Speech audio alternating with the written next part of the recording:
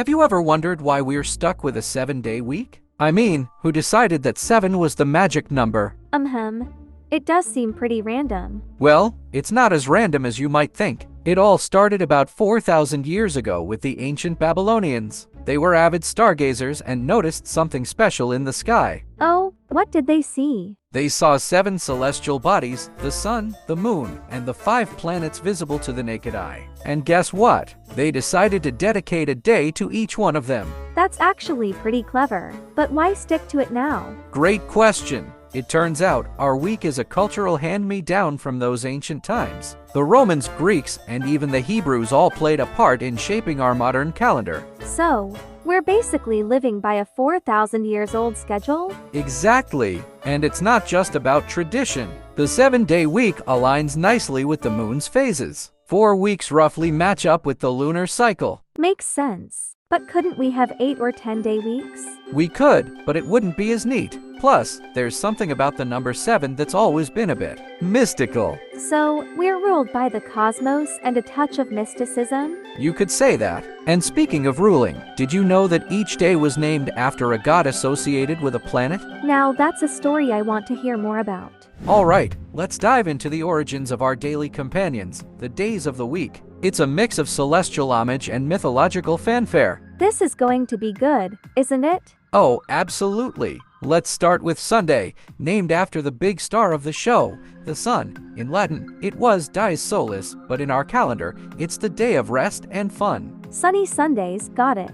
What about Monday? Monday is for the moon, dies lunae in Latin. It's why we sometimes feel a bit loony on Mondays, right? That explains a lot. And Tuesday? Tuesday is named after Mars, the god of war. But in English, it's named after Tittle, a Norse god of combat. So, it's T-Way's Day, or as we say, Tuesday. Battle ready for the week then. What's up with Wednesday? Wednesday is a bit of a tongue twister. It's named after Mercury, but for us, it's Woden's Day, after the chief Norse god, also known as Odin. Wacky Wednesdays. And Thursday? Thursday is Thor's Day. Yes, the god of thunder himself. In Latin, it was Dies Jovis after Jupiter. Thor's Day. I'll never look at Thursdays the same way again. And then there's Friday, named after Venus, the goddess of love. But in Norse, it's Frigg's Day, after the goddess of love and beauty. A day for love and beauty, perfect for Fridays. Last but not least, Saturday, named after Saturn, the god of wealth and time. It's a day to relax and reflect on the week. A day of rest before we start all over again. Exactly. And that's the grand tour of our week. Each day, a tribute to gods and celestial bodies that have watched over us for millennia. It's like we're walking through a cosmic calendar every week. Moving on, let's weave through the cultural tapestry that gives our week its unique patterns. It's not just about gods and planets. It's about the fabric of society itself. Tell me more. You see, the 7-day week has been a constant across cultures and eras. It's a testament to how we, as humans, create rhythms and routines that transcend time. It's like a universal heartbeat. Exactly. And this heartbeat has echoed through history, influencing everything from work cycles to religious practices. It's fascinating how a simple division of days can shape civilizations. So, it's more than just a calendar thing? Oh, much more. It's about identity, community, and the shared experiences that bind us together. Cultural diversity is the driving force of development, not just economically, but in leading a fulfilling life. I love the idea that our week is a cultural mosaic. And each piece tells a story. For instance, the weekend concept varies globally. Some cultures have 1 day off, others 2, and some even none at all. Really? No days off? It's true, but regardless of the number, the week serves as a cycle of rest and activity, a balance that's crucial for our well-being. It's a rhythm we all dance to, whether we realize it or not.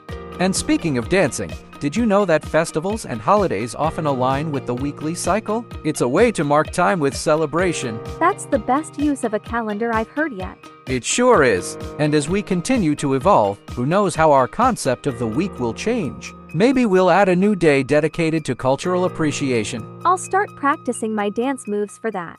Now, let's explore how the weekly cycle influences our personal and social behavior. It's not just a matter of scheduling. It's about the rhythm of life itself. I'm all ears. Studies have shown that our moods and behaviors are deeply intertwined with the cycles of the week. For example, productivity and sleep patterns are heavily influenced by the weekly cycle. That makes sense. I always feel more energized at the start of the week. Exactly. And it's not just adults. The weekly cycle affects everyone, from school children to retirees. It shapes our habits, our health, and even our happiness. Really? How so? Well, think about it. The anticipation of the weekend can boost our mood, while the Monday blues can bring us down. Our social lives revolve around the weekends, and our work lives are dictated by the weekdays. It's like the week is a stage, and we're all actors following the script.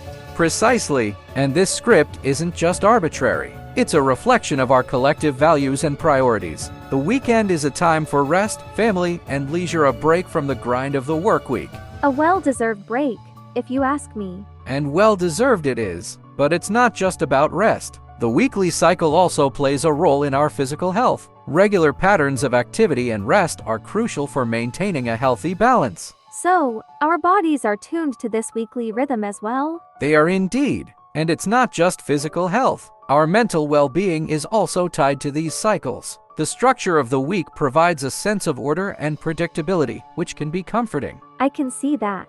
There's something reassuring about routine. Absolutely. And while routines are important, it's also vital to mix things up occasionally. That's why holidays and special events often fall on weekends, to give us something to look forward to and break the monotony. Like little surprises in the calendar. Exactly. And speaking of surprises, did you know that even our hormonal cycles, like the menstrual cycle, can have a more significant impact on mood and behavior than the daily or weekly cycles? No, I had no idea. It's true. Our bodies are complex systems, and understanding these rhythms can help us live more harmoniously with time itself. It's incredible how time shapes us in ways we don't even realize. It is, and as we continue to learn and grow, we'll find new ways to harmonize with the rhythms of life and time. Here we are, at the grand finale of our journey through time. The 7-day week is a dance we've all been part of, knowingly or not. It's been quite the waltz through history.